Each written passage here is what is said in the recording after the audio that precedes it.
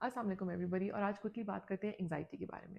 Anxiety इसलिए बहुत important है क्योंकि इसका प्रेवलेंस हमारी सोसाइटीज़ में मोर देन 30% है, यानी 30% से ज़्यादा लोगों को हमारी सोसाइटी में एंग्जाइटी है, उसके बावजूद हम उसका कोई ट्रीटमेंट नहीं कराते। बहुत से हमारे जो सोसाइटी में लोग हैं वो ये समझते हैं कि एंग्जाइटी खुद ब खुद चली जाएगी, या वो एक ऐसी फीलिंग है जो डिफरेंट सिचुएशंस में हमें हो रही होती है।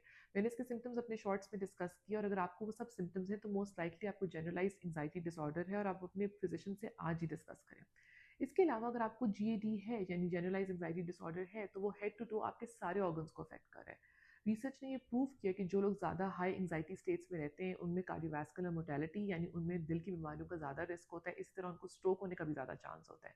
इसी तरह जिन लोगों में ज़्यादा एंग्जाइटी होती है उनका जो मैदा है वो हर वक्त तंग करता रहता है, उनको बदहजमी ज़्यादा रहती है, आईबीएस डेवलप करने का चांस ज़्यादा होता है, हर वक्त पट्टे खिंचे रहते हैं, और ओवरऑल क्वालिटी ऑफ लाइफ बहुत पुअर होती है। इसलिए प्लीज़ अगर आपको एंग्जाइटी है तो अपने फिजिशियन से ज़रूर ट्रीटमेंट ऑप्शंस डिस्कस करें।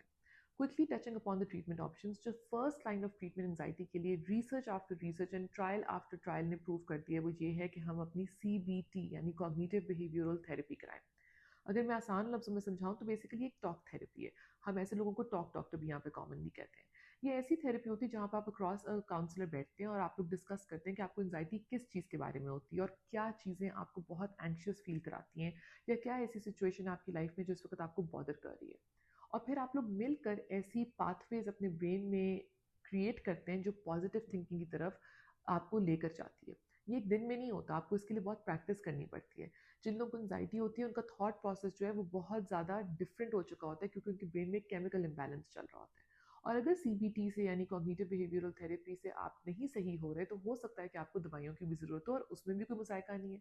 अगर आप एंग्जाइटी की दवाई ले लेंगे तो उससे आपकी ओवरऑल बॉडी में और क्वालिटी ऑफ लाइफ में बहुत इंप्रूवमेंट आएगी। और बहुत से लोग ये भी शिकायत करते हैं जब वो थेरेपिस्ट के पास जाते हैं, स्पेशली यहाँ पे तो मैंने बहुत कॉमनली देखा है, वो कहते हैं हम किसी से बात नहीं कर सकते, हमारा थेरेपिस्ट हमें सुनता नहीं है, बहुत रिजर्व है या सुनती नहीं है, और हमें अच्छा नहीं लगा थेरेपिस्ट। तो please give them at least 3 to 4 chances, और अगर उसके बाद भी आपको अपना थेरेपिस्ट अच्छा नहीं लगता तो देर इज़ नो हार्म, आप अपना थेरेपिस्ट चेंज करवा लें। लेकिन हमारी यंग जनरेशन से लेके हमारे बड़े बूढ़ों में भी तमाम लोगों में एंग्जाइटी की प्रेवलेंस बहुत ज़्यादा है, और स्पेशली बड़ों में, क्योंकि उनका इतना बचपन से लेके बड़े होने तक वो इतनी डिफरेंट मुश्किलात से गुजरे होते हैं, और जब वो उस उम्र में आ जाते हैं तो वो ये बात कम्युनिकेट ही नहीं कर पाते कि उनको बेचैनी हो रही है और उनको एंग्जाइटी हो रही है। तो प्लीज़ अपने फिजिशियन से आज ही डिस्कस करें, और अगर आपको एंग्जाइटी के सिम्टम्स हैं तो डेफिनेटली थेरेपी कंसिडर करें।